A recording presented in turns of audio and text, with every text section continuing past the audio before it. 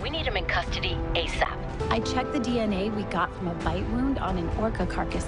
It had a strain of T virus in it. You're kidding. I found the connection between the folks that were infected. They all visited Alcatraz recently. So we were just getting to know each other behind the scenes. Stephanie Panisello is here with us, and that was the new trailer from the new Resident Evil Death Island film. It's an animated movie set in the Resident Evil video game universe, and it brings several fan favorites together from different installments. So Stephanie is here.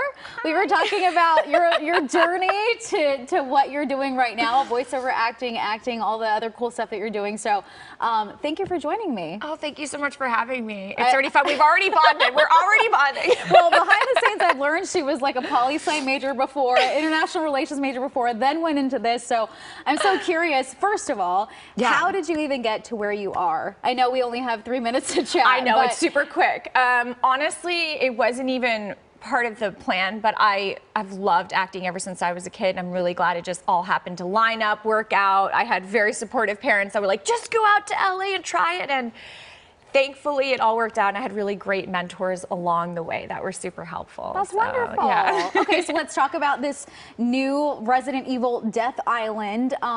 It looks pretty intense. It is.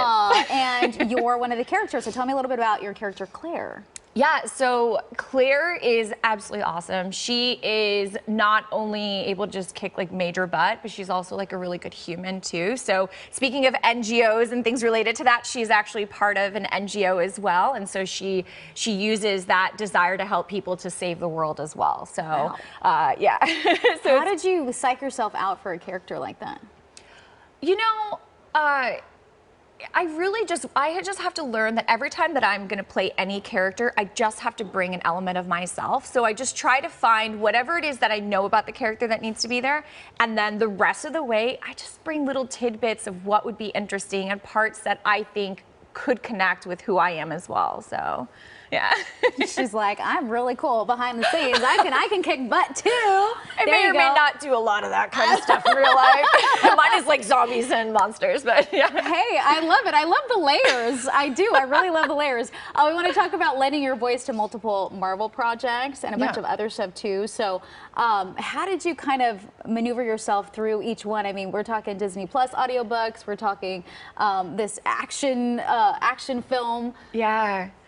Honestly, I think it's just having layers. We as humans have so many layers. Like, I feel like there's some times where I'm like totally on my like kick butt action hero side. And then there's other sides of me that like loves, like I'm so like me and kids, for some reason you'll find me playing with like every child. So it's very natural to like, for me to like voice little boys and like, you know, monsters and creatures. It's just a matter of like, not losing that like childlike way, and I think that's something that's been really beautiful because it's allowed me to go anywhere from, you know, like being a child all the way to being like a really I can't say certain words on television. You cannot, so please don't. But I like that you acknowledge that you couldn't. So thank you. Thank you for doing that. I really appreciate it. I want to talk about this though. We're Latina. Woo. Yes. So tell me what it's like for you to kind of, you're setting the stage. A lot of people probably look up to you. A lot of young girls are seeing what you're doing and thinking, I mean, even the voiceover world, that's such a hard world to break into. And I think I have 20 seconds left. Great. That's okay. Yeah, I absolutely have loved and adored being able to represent in that way. I never really realized until I saw people reaching out and be like, oh my gosh, you're Colombiana, Española, you know what I mean? And then being able to see that and realize like, oh my gosh, this really is the first few steps that we're kind of taking in certain roles and in certain lead roles. So that's been absolutely amazing. I'm so thankful. I'm so proud that I get to do that. And it's just been a blast. So. High five. Yeah. We're done with the show. Thank you, baby. All right, we're gonna have more of this on our website at kcalnews.com/themorningwrap.